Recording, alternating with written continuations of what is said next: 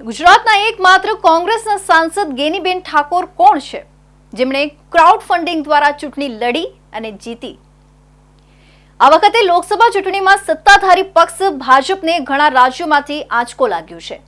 ભાજપને સૌથી વધુ નુકસાન યુપીમાંથી થયું છે, જ્યાં પાર્ટી આ વખતે 62 સીટોથી ઘટીને 33 થઈ ગઈ છે.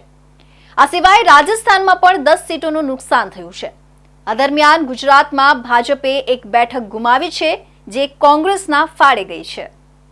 તો ગુજરાતમાં એક સીટ જીતનાર ગેનીબેન ઠાકોરની ચર્ચા માત્ર રાજ્યમાં જ નહીં પરંતુ દિલ્હીમાં પણ થઈ રહી છે. આવી સ્થિતિમાં જાણો ગુજરાતમાં કોંગ્રેસના એકમાત્ર સાંસદ કોણ છે, જે 10 વર્ષના લાંબા સમય બાદ પાર્ટીનું ખાતું ખોલવામાં સફળ થયા છે.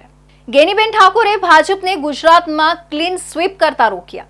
બનાસકાંઠા લોકસભા બેઠક પર કોંગ્રેસના મજબૂત મહિલા નેતા ગેનીબેન ઠાકોરે ભાજપને હરાવ્યા છે. તેમણે ભાજપના ઉમેદવાર રેખાબેનને 30,000ની વધુ મતોની સરસાઈથી હરાવ્યા હતા.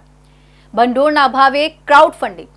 જોકે જ્યારે કોંગ્રેસે ગેનીબેનને તેના ઉમેદવાર જાહેર કર્યા ત્યારે તેમના માટે ચૂંટણી પ્રચાર સરળ ન હતો. તેમની પાર્ટી પાસે ફંડ સપોર્ટ ન હતો અને ભાજપનો સામનો કરવા માટે ચૂંટણી મશીનરીનો પણ અભાવ હતો.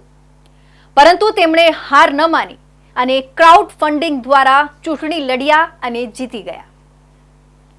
એક મીડિયા રિપોર્ટ અનુસાર ગૃહમંત્રી અમિત શાહના સહાધ્યાયી ગેનીબેને શાહને ફોન કર્યો અને પૈસા માંગ્યા. તેણીએ તેમને ફોન કરીને ચૂંટણી લડવા વિશે જણાવ્યું અને તેમને પૈસાની જરૂર છે એ માટે મદદ કરવાની વાત કહી હતી.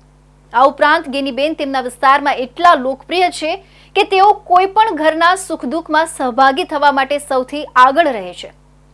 48 વર્ષીય ગેનીબેને રાજસ્થાનના લાડનૂનમાં જૈન વિશ્વ ભારતી સંસ્થા છોડી દીધી હતી અને કોંગ્રેસ સાથે પાયાના કાર્યકર તરીકે રાજકારણમાં જોડાયા હતા.